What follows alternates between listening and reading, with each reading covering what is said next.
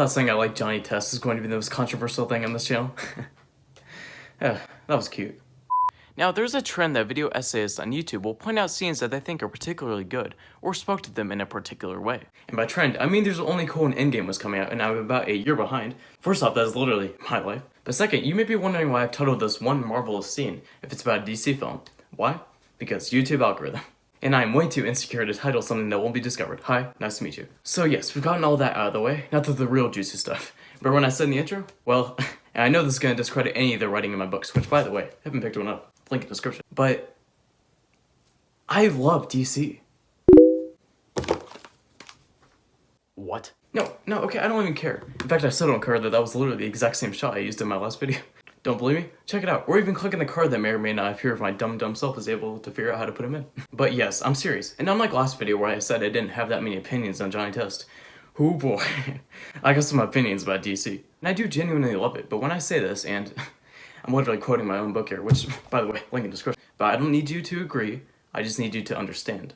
Now, when I say I love DC, I'm saying I love it in the grand scheme of things, not just talking about the movies, even though I do like most of them. Now, it's ironic I'm going to reuse this meme from the last video, but anytime someone says they like DC better, people respond with, "Why did you say that then?" And no, I'm not saying I'm a Marvel hater, even though most people jump to absolutes like that when someone says that they like DC. I do really like Marvel as well, and respect their franchise so much, and do truly applaud this 10-year arc that they have. But if it's up to personal preference, then I'd have to go with DC. But everyone is so quick to hate on DC because their movies haven't been on the same level of Marvel. And I get it, movies are more mainstream than comics and TV shows. But did you know at a time it was DC that ruled the earth?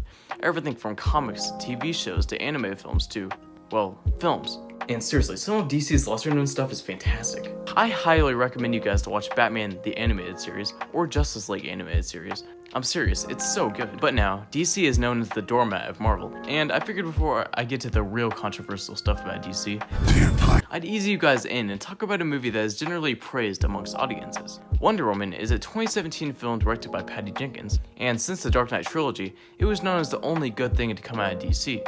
Until actual good things came out of DC. And also racking up at the box office, it was questioned how it did so well literally released in between two hated movies. Now the first thing that people seem to think about this movie is the no man's land scene. And yes, that scene is absolutely amazing and embodies the term of superhero by saving people not out of personal vendetta, but because it's just the right thing to do. However, that's not the Marvel scene I'm talking about today. Or DC and scene. Right? Brother, this guy. No, today we're talking about one of the most emotional scenes in, honestly, any movie, period. And when I say emotional, it's not just if it made you cry or not. Because emotional doesn't just mean sad things playing at your heartstrings, but we're talking about a scene where it forces the audience to genuinely feel bad about two different characters in one moment for completely different reasons. And that is Steve Trevor's speech to Diana. Now, up to this point, the plot had been pretty straightforward. If Diana kills Ares, the war is over. Okay, got it. And she genuinely thinks that that's the way to end the war, because that's all she's ever been told, even when others are skeptical of her. And by the way, the chemistry between Gal Gadot and Chris Pine in this movie is just some of the best I've ever seen, so that makes his speech to her all the more emotional. But yes, these two characters that bonded the whole movie, learned about each other's different sides, and it all leads up to the final battle on the airfield. So Diana has who she thinks is Ares in her clutches, and well, she kills him, like she said she was going to do. However, nothing changes. The war continues, soldiers continue loading up a plane full of gas headed straight towards London, and Diana stands there on the watchtower just completely confused. Then when Steve finds her is when things really get going. He tells her that they need to stop that plane before departing, but her naivety is overshadowing any sense he can talk into her. All of this should have stopped. Diana, the fighting should have stopped. We don't have time to talk Why about are they this. doing I don't know. And these two sides are clashing with each other perfectly in how they normally would. Each one has their own solid points and trying to talk over one another. Diana keeps going on how she doesn't understand why they're fighting and doing things like killing children, while Steve is trying to get her to understand that he doesn't know why.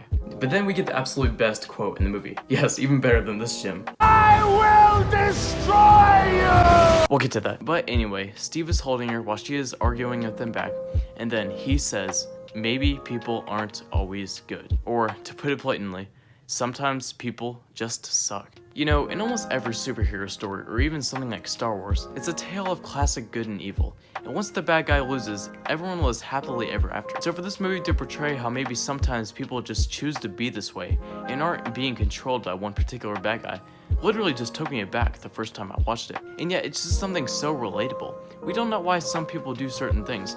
We all have choices, and sometimes people just choose to be this way. We got a taste of this idea in The Dark Knight, when Alfred tells Bruce that some men just want to watch the world burn. But Wonder Woman took it a whole step further, because people always want to point fingers at one particular bad guy to blame, which is literally how it is on the internet.